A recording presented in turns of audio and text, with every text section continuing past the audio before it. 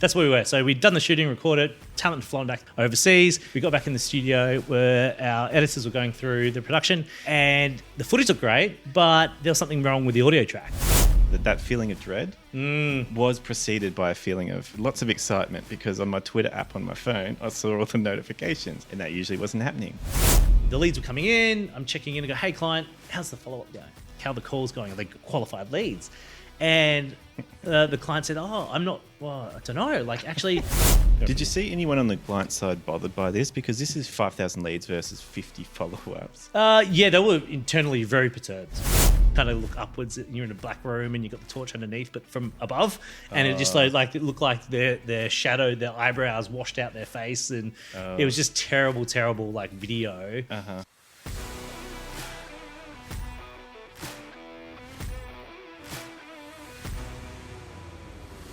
Hello and welcome to Season 3 of the Push Podcast. My name's Jack Ferguson, an experienced brand strategist with a science background. I've worked in marketing for 15 years, have held numerous internal senior roles spanning national and international brands, and now I work as a consultant. In my career, I've worked across 25 industries and helped increase client and employer revenue by over $40 million. I will be your host. This season of the podcast is essential listening for marketers looking to better sell their strategies to stakeholders. I'll host senior marketers who will share stories, analogies, and mental models that help explain complex concepts to non-marketers, get client buy-in, and keep internal teams engaged. Whether you're in-house, agency side, or a consultant, I aim to equip senior marketers like you with tools to speak up, lead with confidence, and persuade others of your strategy's effectiveness. Thanks for being here, and don't forget to subscribe on whatever platform you're listening on. Hello and welcome to Season 3, Episode 33 of the Push Podcast. Today, my co-host is Ben Reeves. Ben started his career in hospitality and retail before pivoting into marketing over a decade ago.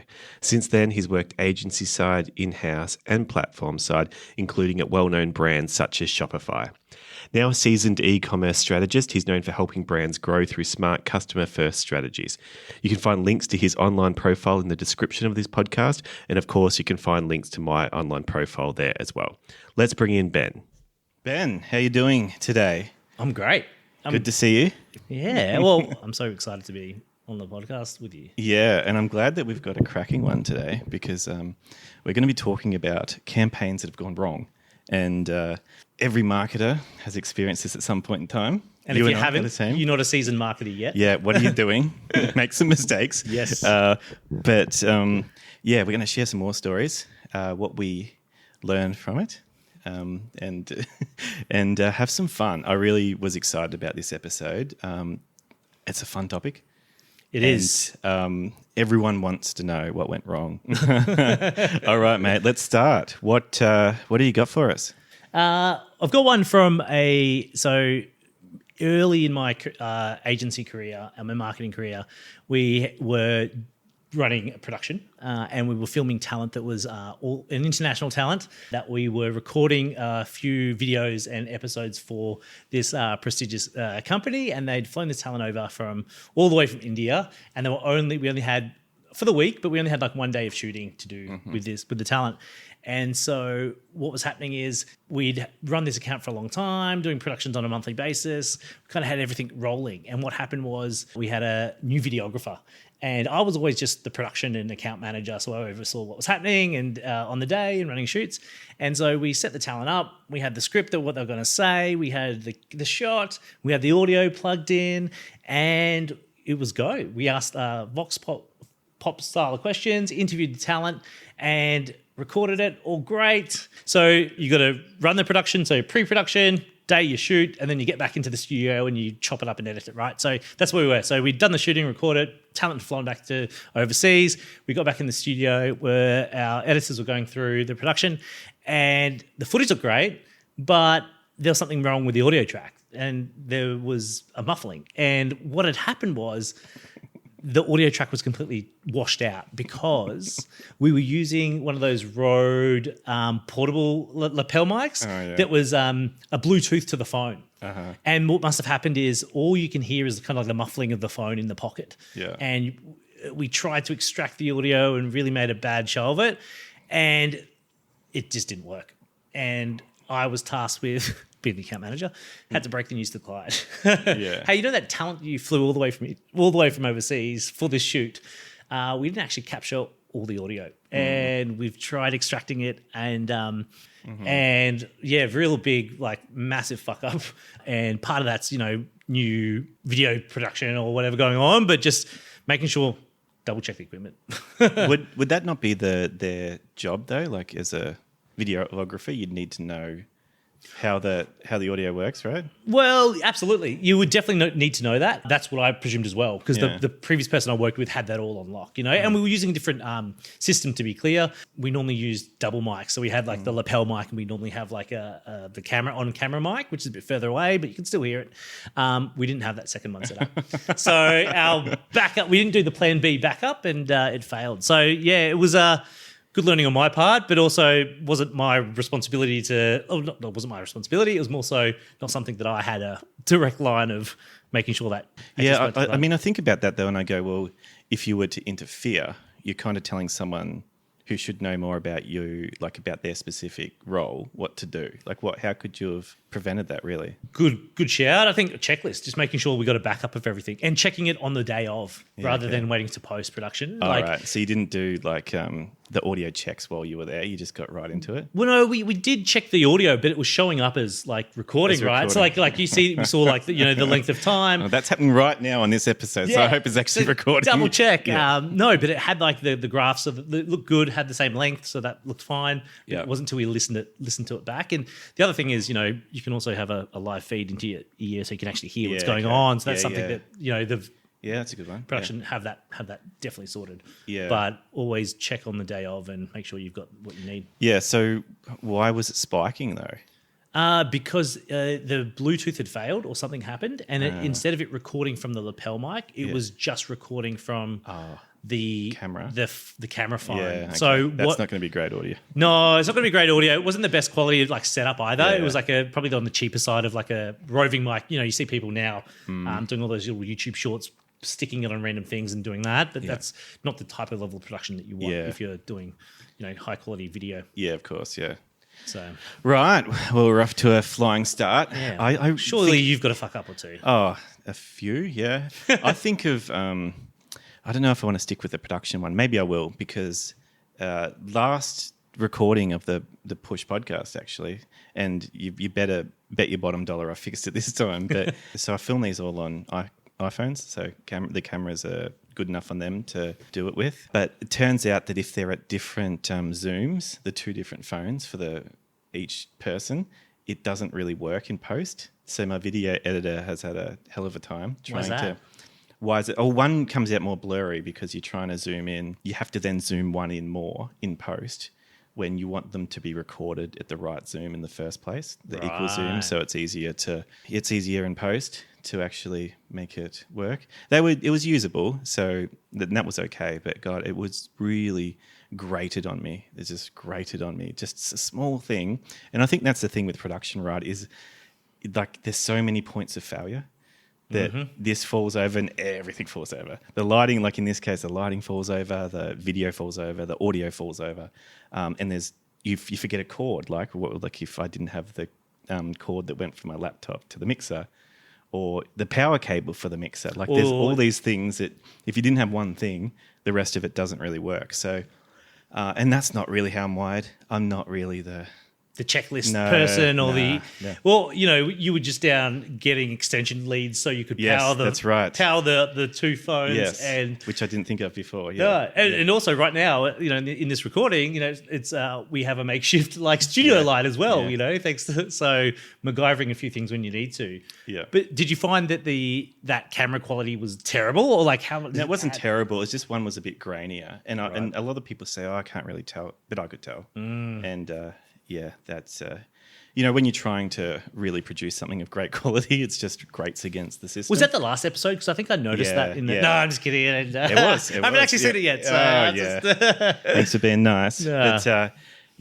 But, I I won't have zoomed incorrectly this time, put it that way. No, definitely. You won't become net grainy, mate. Great. Anyway, well, we got a few production. Yeah, I guess on the theme of production, another one is that I've got, and we've got downlights here, and just kind of bringing a bit of PTSD, which is why we've set up. Sorry about that. Yeah, wasn't my intention. Not for me because I wasn't the talent at the time, but zoom back all those years when I was doing production we're doing social media content and producing a video of these of the talent, and it was the line of work that they did. They work for a government department.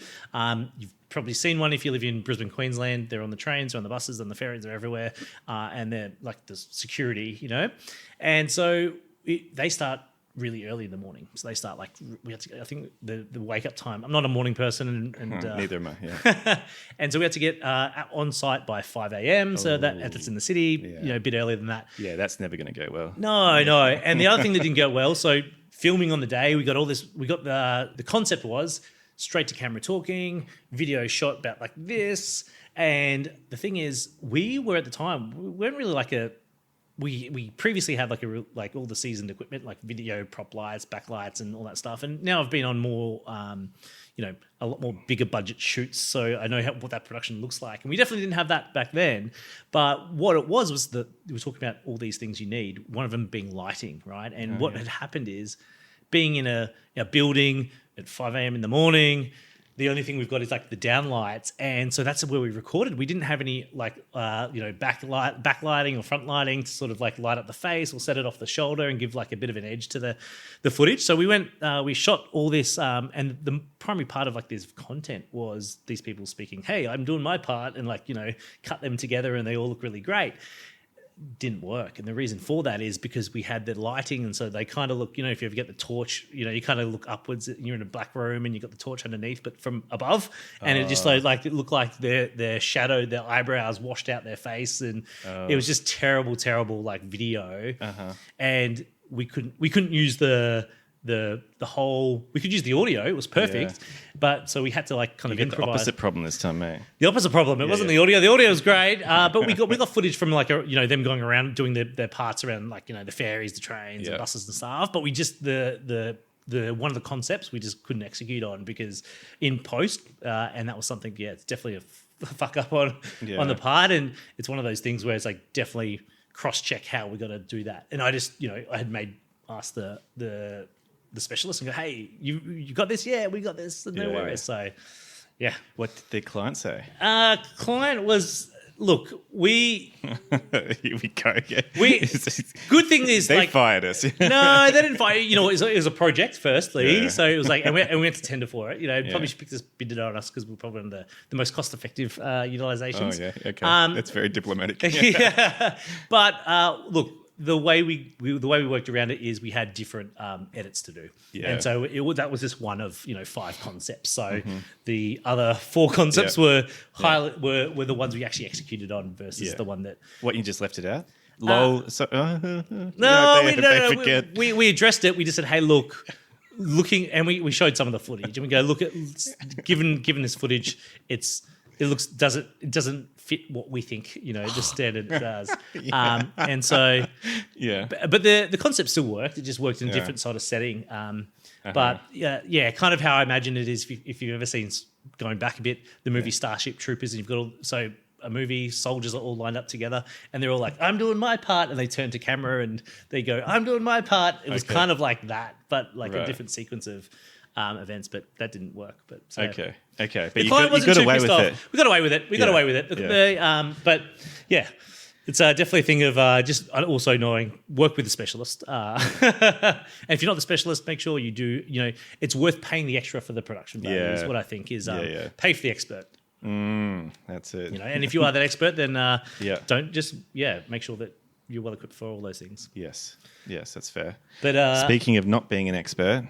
When I was young and naive and trying to make something of myself. This was just last week, was it? Yeah, last week. It was the week before, actually. Week before last. But I was managing a Twitter account, or all the social media accounts, but a Twitter account for a retail brand. But I didn't used to get much interaction, and I was, I'm young, like 23, something like that at the time. So, and an Australian brand or overseas? No, it was Australian. Yeah, okay. Yep.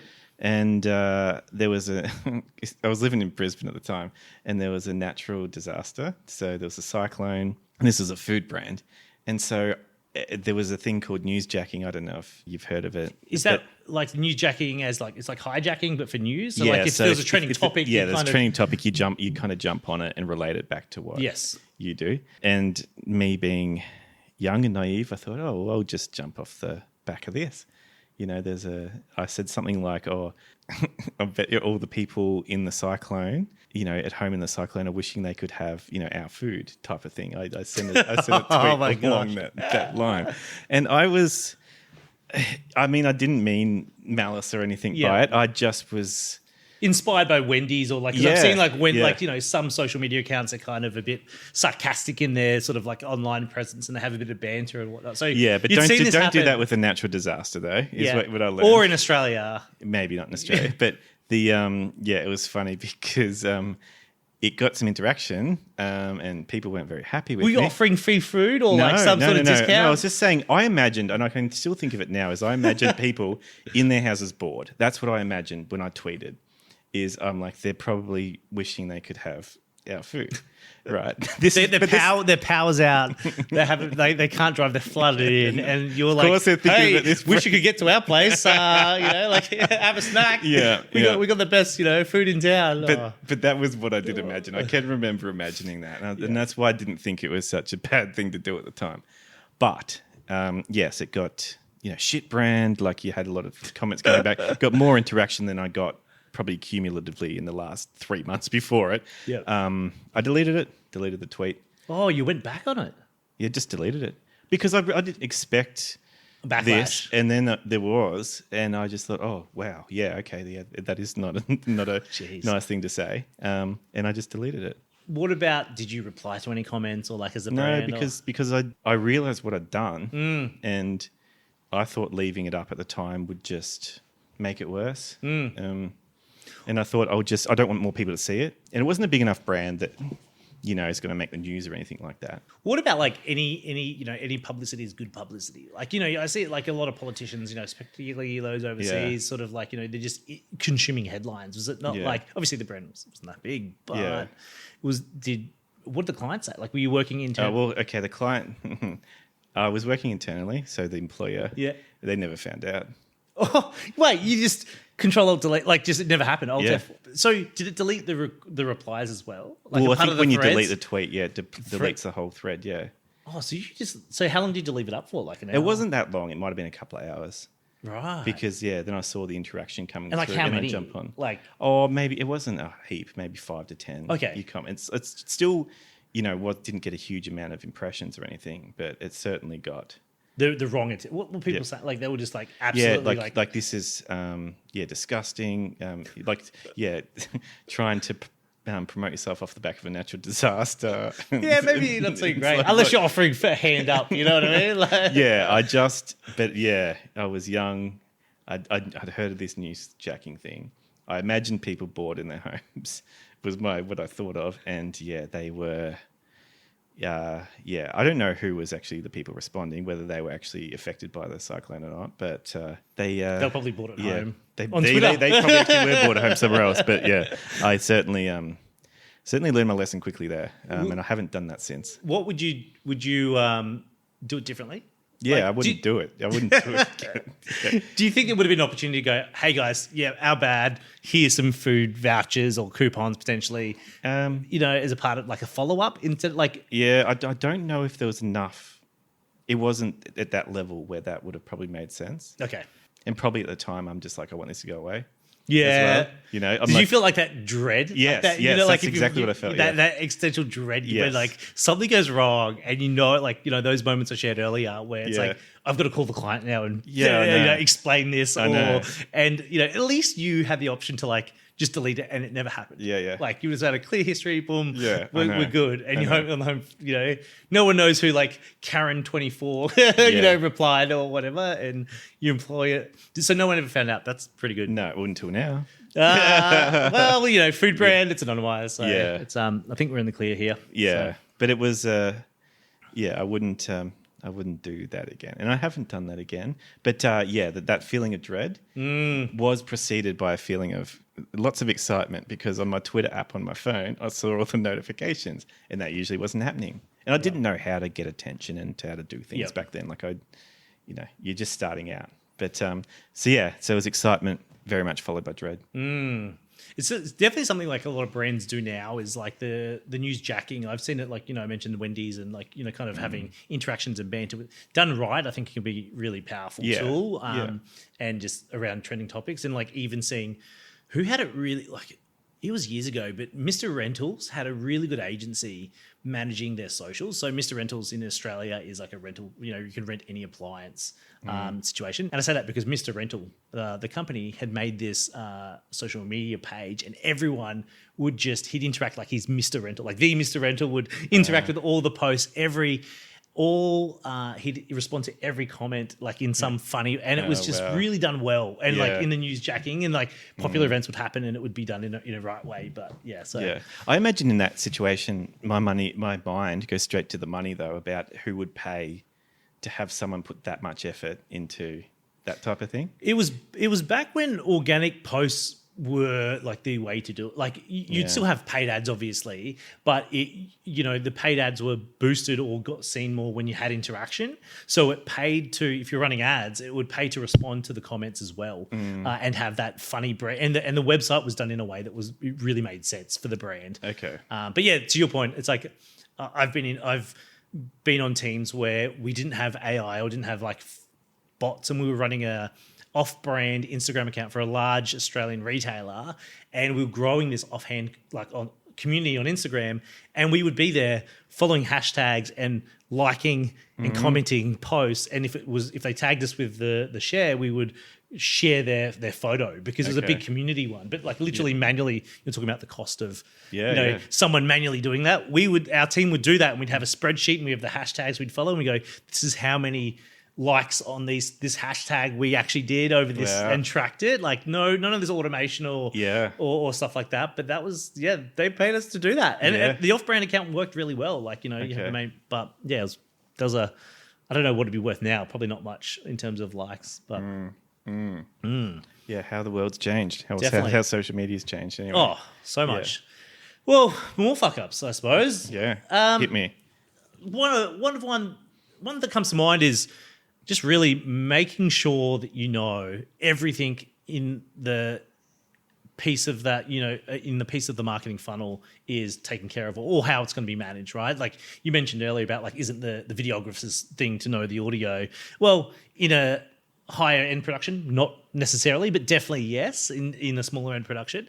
And this is a case where we're working with a large organization running lead generation ads for international customers, and it's a very lucrative market for them. It's probably like a large industry. This is pre-COVID as well, and so what we had done was this was a local company here in Brisbane, and we were running a landing page. So we created a landing page, and what they needed from the customer, we were running Facebook ads. What they needed from the customer was 15 points of like an opt-in form. Is like, we're trying to go least path of resistance for a market qualified lead, right? So what that qualification piece just on the landing page was 15 pieces of information, like first name, last name, where you grew up, what school, and all these criteria. So you can imagine it was a pretty considered opt-in, right? And so we had started running all these ads to these landing pages overseas, because that's who we were trying to attract.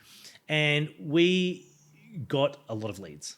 Over the space of the campaign, we probably spent, just under $200,000. And at probably about just under 5,000 leads over that period of time. And what we thought would happen was we get all these leads, the highly qualified leads, or pretty qualified leads. They've seen the ad, or they've seen multiple ads. They've filled in. They've spent time, maybe 10 minutes, filling in like a 15-point form. Hit submit. Right? Is someone would email them.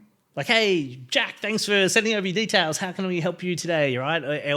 Or maybe someone would call. Right? And we did preface with the clients like, okay, what's happening post journey? And they're like, yep. So we have email automation, so some of that will go out. And we actually have a company that's across our whole business. They actually call each lead, right? In their, and they follow up to verify the lead. We're like, fucking great. This is awesome. So we're going, well, each lead is worth, if they end up finishing, it's probably like $100,000 or so per lead. So we're going, this is, if they convert 1% of these, we did the maths, and it was like, that's like, we're really profitable here.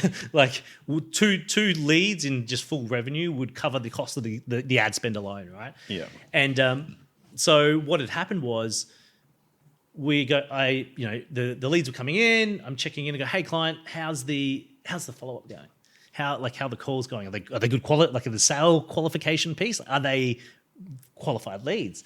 And the client said, I don't know. Like, actually, I followed up, and you're laughing because you already know the punchline. But no, I'm laughing because the client said, I don't know.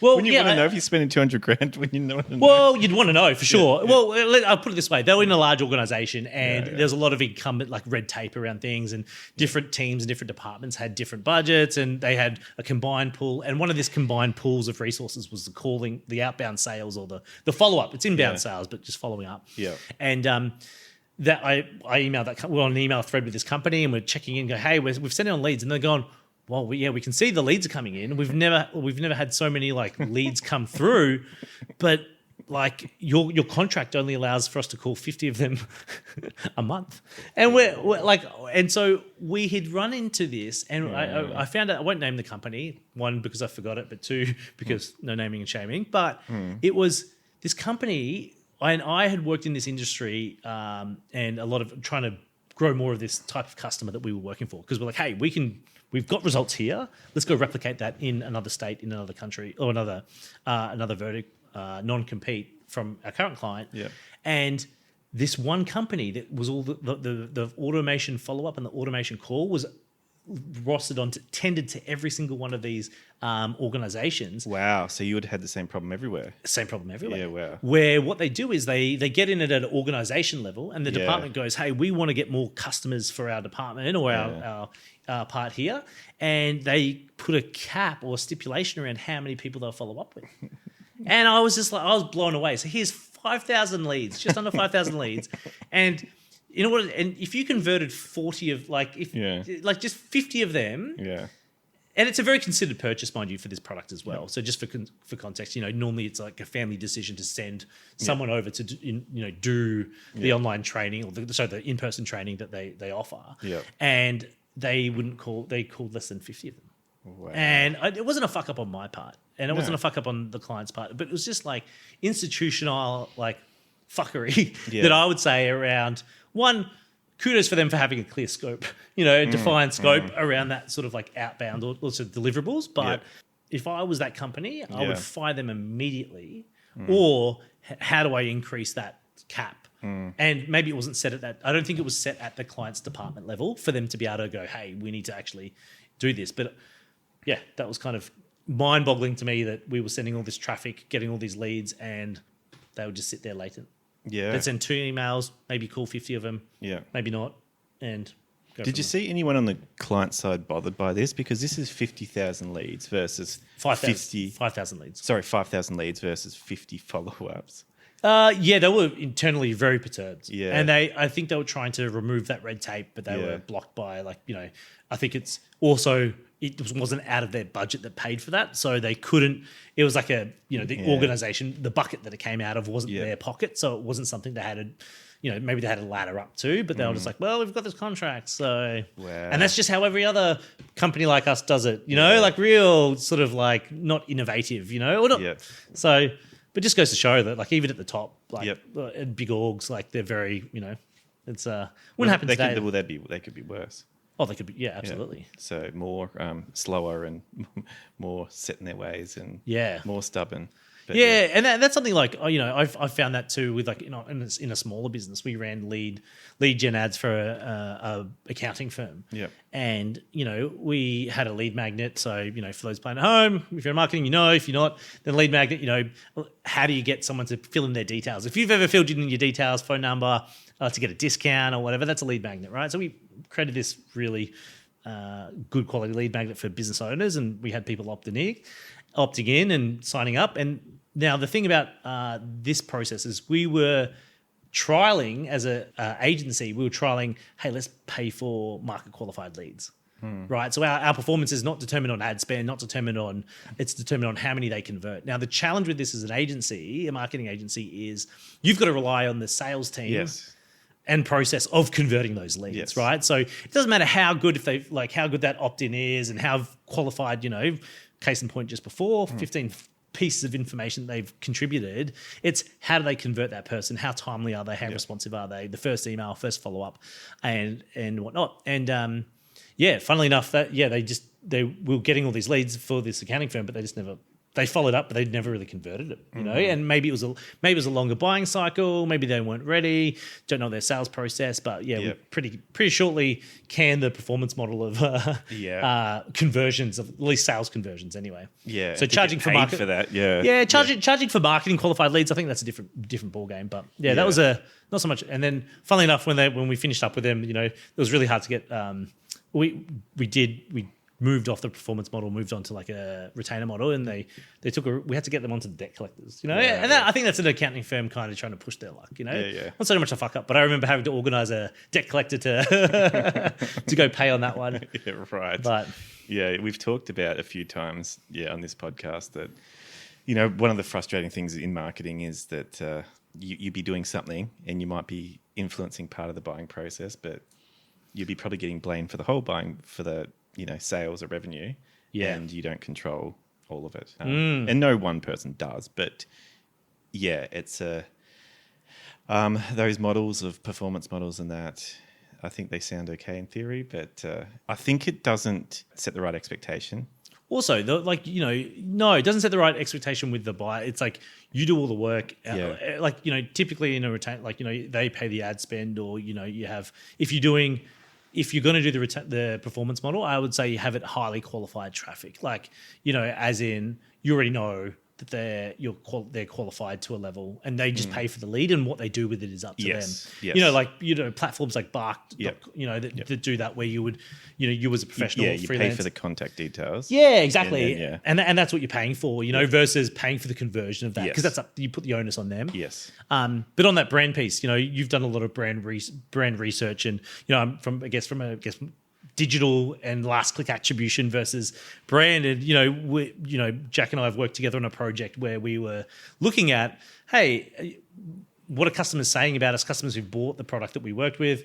What do they love about it? Where do they hear about us? And, what did your research found that it was like 12 months prior that they had sort of started hearing about our brand. And it took them 12 months before they converted. Now, from a digital marketing perspective, I'm going, well, Facebook ads are working really well, or this is working really hard. But the conversation started a year before that. Yes, they were aware of the brand a year before. They started considering it then, and there was a lot of things that had to happen before they were going to purchase. Totally. But the Facebook ads or the Google ads are going to say click and purchase. Yay. Totally. But it's pretty common with a lot of the research I do that it goes back a lot further than you think. Yeah. It's especially I've seen I've seen a lot of research on direct to consumer brand Chubbies.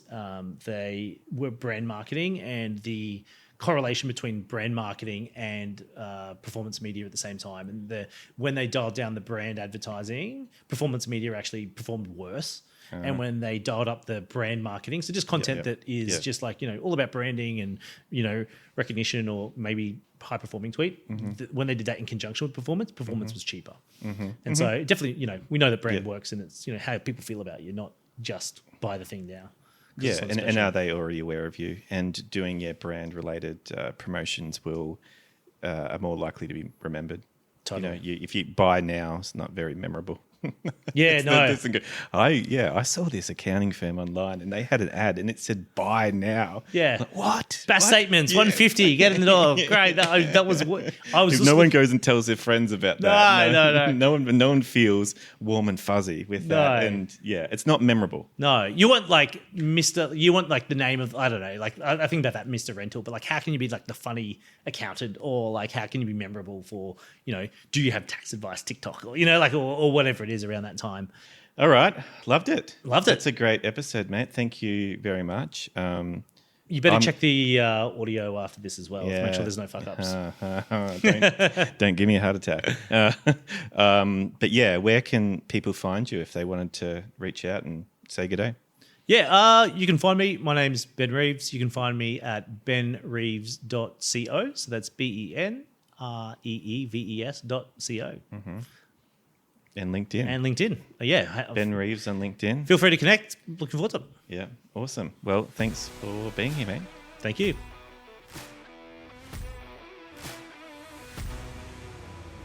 Thanks for listening to this episode of the Push Podcast. Please remember to subscribe, and if you are enjoying the episodes, please leave a review of the podcast on your platform of choice. It really helps to build the podcast credibility and to help others find this type of information.